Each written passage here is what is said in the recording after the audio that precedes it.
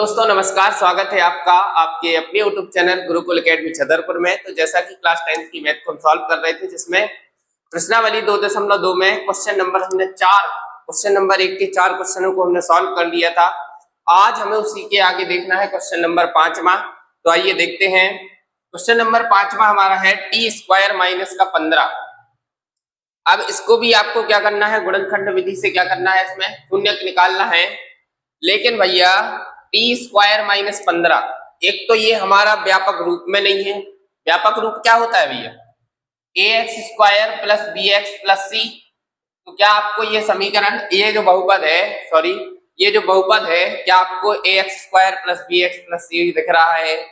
तो नहीं है। इसमें हमारा दो मतलब घात वाला तो है, अचर पद भी है, लेकिन ये बीच वाला पद नहीं है। तो इसको हम थोड़ा देखें। इसमें एक अपन फॉर्मूला लगाएंगे। देखो, अगर हमारा ये टी स्क्वायर है तो इसको भी हमें स्क्वायर के रूप में लिखना है। तो क्या हम इसको √15 का स्क्वायर लिख सकते हैं? √15 का स्क्वायर लिख सकते हैं, बिल्कुल लिख सकते हैं। क्यों? क्योंकि अगर आप √15 को सॉल्व करेंगे, स्क्वायर से रूट हमारा कट जाता है, तो जो का तो 15 ही आ जाएगा। इसलिए हम इसको क्या लिख सकते हैं, √15 का स्क्वायर। अब आपने एक फॉर्मूला पढ़ा होगा 9th क्लास में, ये जो फॉर्मूले हैं ज्यादा यूज होते हैं सेकंड चैप्टर में। तो इसमें एक फॉर्मूला है हमारा, ए का स्क्वायर माइनस बी का square equal to A plus B और ए माइनस बी। ये फॉर्मूला हमें यहाँ पे चिपका देना है। ठीक, ये हमारा ए स्क्वायर है माइनस ये हमारा बी स्क्वायर, तो हम इसको ए प्लस बी और ए माइनस बी के तरीके से लिख सकते हैं। तो इसको हम लिखेंगे, तो ये हमारा ए यानी टी, ए का मान क्या होगा, ए का मान हमारा टी होगा और बी का मान √15 होगा। तो आपको जहां भी ए लिखा दिखे वहां टी लिख देना, और जहां पे बी लिखा दिखे वहां पे √15 लिख देना। तो एक बार हम लिख देंगे टी प्लस √15 और एक बार हम लिख देंगे टी माइनस √15। ठीक है, बोलो कोई समस्या? इसके बाद ये हमारे दोनों ब्रैकेट अलग अलग दिख रहे हैं, तो हम लिख सकते हैं कि दिए गए बहुपद का मान अगर हमारा शून्य है, या टी स्क्वायर माइनस 15 का मान शून्य है, तो इसके बराबर में भी हम 0 लिख सकते हैं, यानी टी प्लस √15 बराबर 0 और टी माइनस √15 बराबर 0।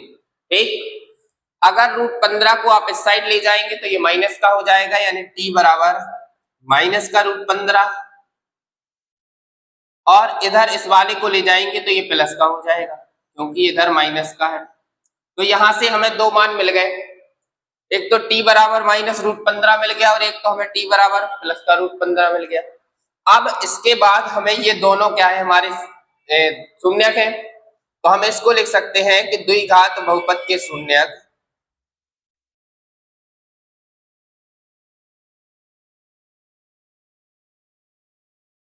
अल्फा इक्वल, इसको हम लिख सकते हैं माइनस का 15 और बीटा बराबर लिख सकते हैं प्लस का √15। ठीक है, ये हमारे क्या हो जाएंगे, शून्यक हो जाएंगे। अब शून्यक निकालने के बाद आपको दूसरा काम करना है, इसकी जांच करना है। जांच क्यों करना है? क्योंकि हमें इससे पता चल जाएगा कि हमारा आंसर सही है या गलत है। तो सबसे पहले हम इसकी जांच करेंगे। तो जांच में हमें सबसे पहले इस समीकरण का क्या करना पड़ता है, व्यापक रूप से इसकी तुलना करनी पड़ती है। तो दिए गए समीकरण, सॉरी दिए गए बहुपद की a x square plus B x plus c से तुलना करने पर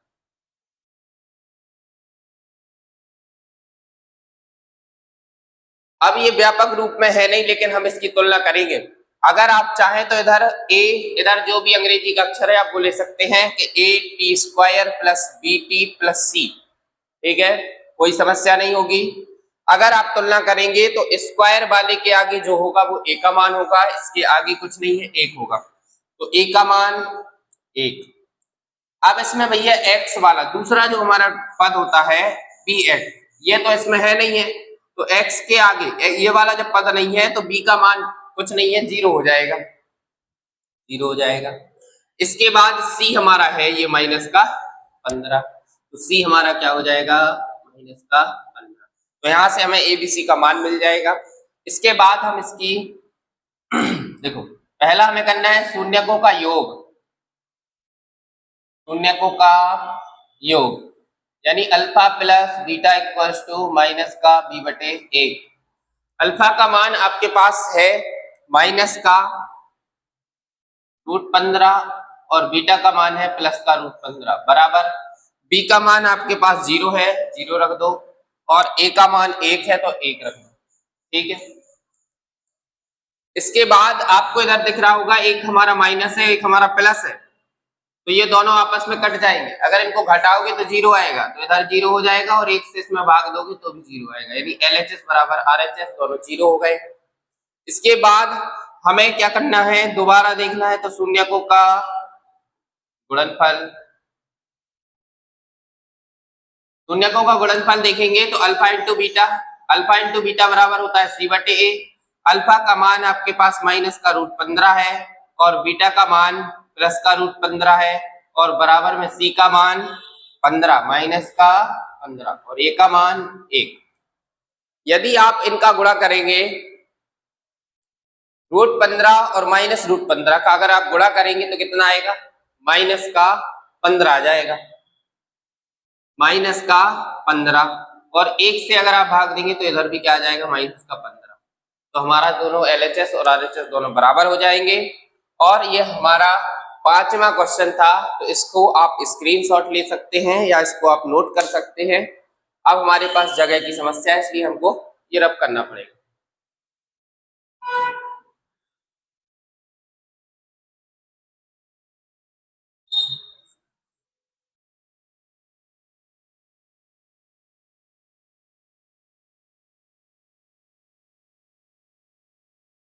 इसके बाद हमारा नेक्स्ट इसका लास्ट क्वेश्चन, क्वेश्चन नंबर 1 का 6वां क्वेश्चन है, 3x² माइनस x माइनस 4।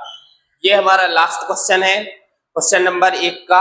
इसको भी हमें गुणनखंड विधि से इसके शून्यक निकालना है, तो अगर आप चाहें तो इसका प्रयास करें निकालने का, बाकी हम तो इसको बता ही रहे हैं, ठीक है। तो इसमें सबसे पहला काम हमने बताया आपको कि सबसे आगे और लास्ट वाले का गुणा करो तो 4 × 12 हो जाएगा।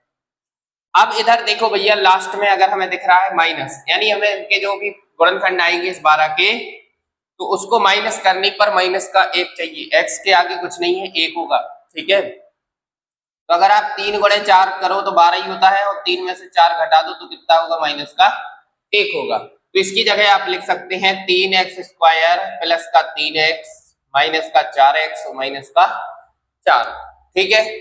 तीसरा, अब हमारा काम है इधर इसको दो के जोड़ा बना के कॉमन लेने का।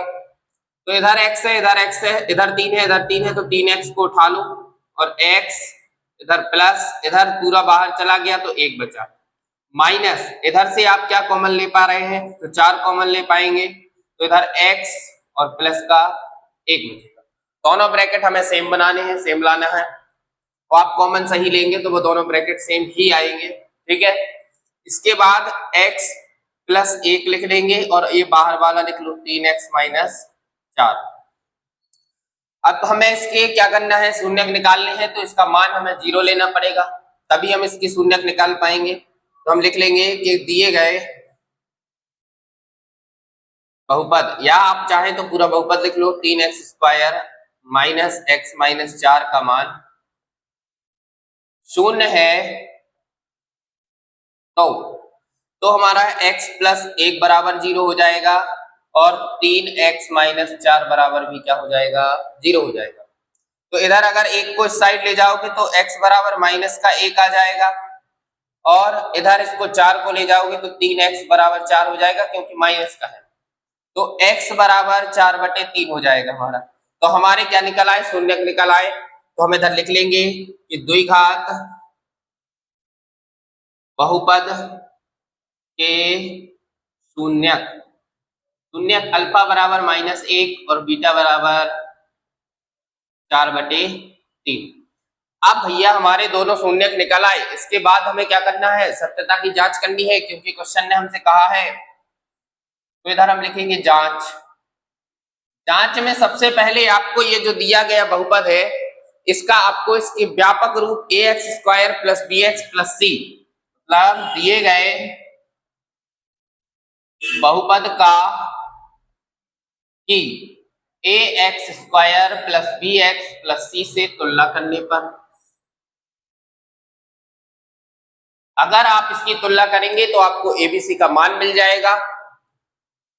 तो a बराबर, अब भैया इधर देखो, x² के आगे जो लिखा है वो a का मान होता है, x के आगे जो लिखा है वो हमारा b का मान होता है, और आपको ये चिन्ह साथ में लेके चलना है, और हमारा लास्ट में जो अचर पद होता है वो हमारा c होता है। c हमारा क्या हो जाएगा, -4 हो जाएगा। ठीक, क्लियर यहां तक। अब इसके बाद हम इसको देखें, शून्यकों का योग, शून्यकों का योग alpha plus beta equal -b/a। इसको आप दिमाग में बिठा लो बिल्कुल कि शून्यकों का योग यानी अल्फा प्लस बीटा का मान क्या होता है, -b/a होता है। ठीक है, तो अल्फा का मान कितना है, -1 है, बीटा का मान कितना है तो 4/3 है, b का मान हमारे पास -1 है और a का मान 3 है। इधर हम इसको थोड़ा सा सॉल्व करेंगे, तो अगर आप चाहें तो ऐसा भी कर सकते, 3 एकम 3, -3 +4, तो 4 में से 3 घटाएंगे तो 1/3 ही आएगा। इधर ये माइनस माइनस प्लस हो जाएगा तो 1/3 आएगा। तो ये हमारा दोनों कैसे हो जाए, LHS बराबर RHS। इसके बाद हमें देखना है तो शून्यकों का गुणनफल कैसा है, बराबर है या नहीं है। शून्यकों का गुणनफल C/A होता है, alpha into beta equals to C/A होता है। तो अल्फा का मान -1 है, बीटा का मान 4/3 है। बोलो कोई समस्या। C का मान -4 है, A का मान 3 है। ठीक है, इसका इधर हम कुछ नहीं है, 1 ले लो, सीधा सीधा गुणा कर दो, 4 का 1 में होगा 4 एकम 4, 3 का 1 में 3 एकम 3, और इधर भी -4/3। तो ये हमारा LHS और RHS दोनों बराबर हैं। तो इससे हमारा ये सिद्ध होता है कि हमारे जो शून्यक है बिल्कुल सही निकले हैं। तो हमने क्वेश्चन नंबर 1 को कंप्लीट किया है। 6 क्वेश्चन थे, हमने 6 क्वेश्चन को बड़े डिटेल से समझा है, और आप इनको देखने के बाद, नोट करने के बाद खुद से जरूर प्रयास किया करें, ताकि आपसे खुद लगाने से पता चल जाता है कि हमसे सवाल बन रहा है या नहीं बन रहा है। और अगर वीडियो समझ में आ रही है तो वीडियो को लाइक करें, ठीक है, शेयर करें, और अपने दोस्तों के पास ज्यादा से ज्यादा शेयर करें, और चैनल को सब्सक्राइब जरूर करें, ताकि कोई हमारी नई वीडियो आती है तो आपको उसका नोटिफिकेशन मिल जाता है। और आज के लिए इतना ही, मिलते हैं नेक्स्ट क्लास के साथ। पढ़ते रहिए, स्वस्थ रहिए, मस्त रहिए। धन्यवाद।